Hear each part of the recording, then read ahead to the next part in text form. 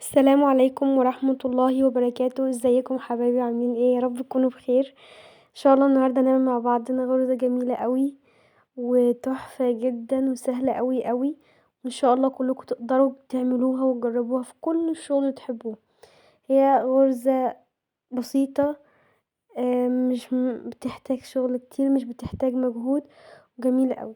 هشتغلها معاكم بإبرة رقم 4.5، هشتغلها بعدد زوجي او بشتغل مضاعفات العدد 2. هبتديها معاكم ب18 سلسلة. ده الصف البدائي بتاعي زي ما اتعودنا. بعد 3 سلاسل وبدخل في الرابعة، بعمل فيها عمود بلفة وبكمل عمود بلفة في كل غرزة بتقابلني.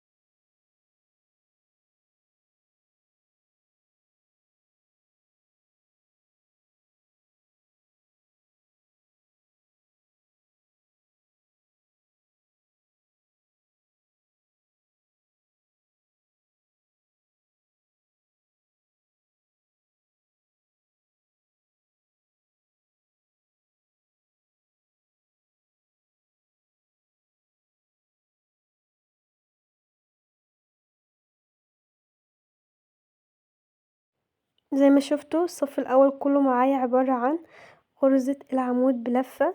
هبتدي اعمل معاكم الصف التاني بتاعي.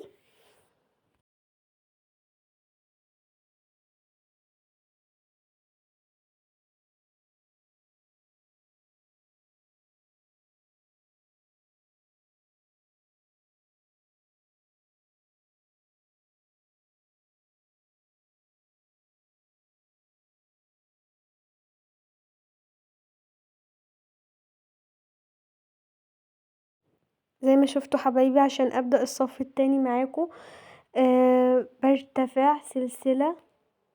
تمام، برتفع سلسلة وباجي بدخل في العقدة الفوقانية بتاع العمود بتاعي، بدخل من وراها زي ما انتم شايفين الابرة بتدخل ازاي، وبتعمل غرزة حشو بتدخل من ورا العقدة الفوقانية بتاعة العمود ابو لفة. ده هيكون التسلسل بتاع الصف بتاعي رقم 2.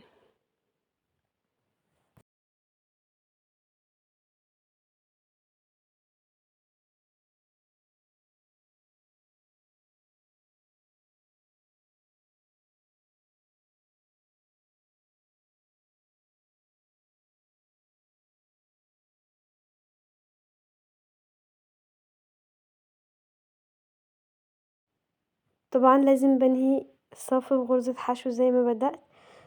ببدأ اشتغل الصف التالت. شوفوا الصف رقم 2 لما عملت غرزة الحشو بتاعتي ورا العقدة بتاعة العمود، شكلها بقى بارز ازاي وشكلها بقى جميل ازاي معايا. اسمها غرزة حشو بارزة. تمام. برتفع 3 سلاسل وبلف الشغل بتاعي وببدأ اشتغل العمود رقم 3 زي ما انتوا شايفين اهو، في غرزة الحشو عادي جدا اللي هي من فوق. بشتغل صف رقم 3 عبارة عن غرزة عمود بلفة.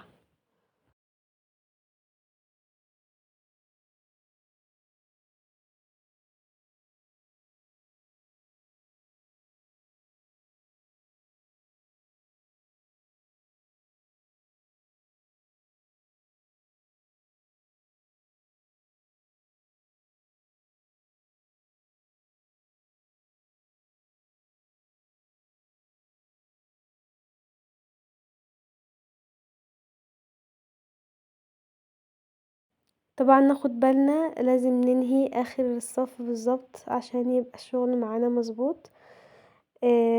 برجع اشتغل صف رقم 4، نفس طريقة الصف رقم 2 زي ما انتوا شايفين اهو. بدخل في اول فراغ، بدخل من وراه وباجي داخلة في الفراغ اللي بعده بعمل فيه غرزة حشو عشان يديني نفس الشكل الاولاني. كملوا الفيديو لحد الاخر عشان تشوفوا الطريقة كلها.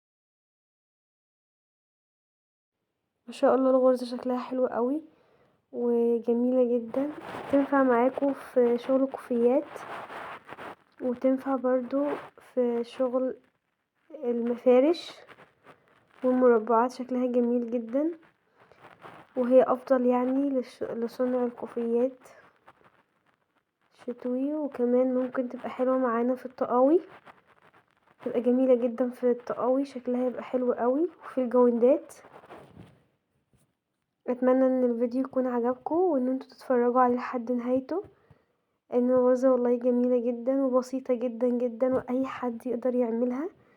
والجماعة المبتدئين دول يعني تعتبر حاجة مميزة وحاجة سهلة تقدروا ان انتوا تعملوها، وتقدروا ان انتوا تصنعوا منها حاجات كتير زي كوفيات زي طقاوي زي جوندات، شكلها تحفة جدا.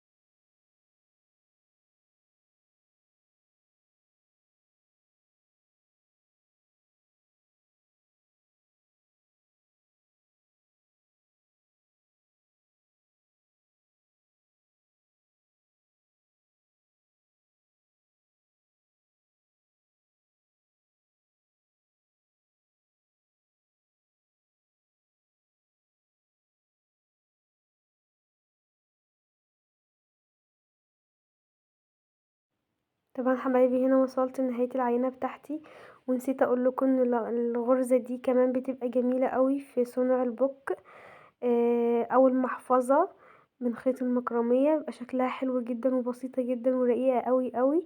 اتمنى ان انتوا تكونوا اتفرجتوا على الفيديو لحد الاخر وانكم تكونوا استفدتوا، وما تنسوش تشتركوا في القناة وتفعلوا الجرس عشان يوصلكوا كل جديد. السلام عليكم ورحمة الله وبركاته.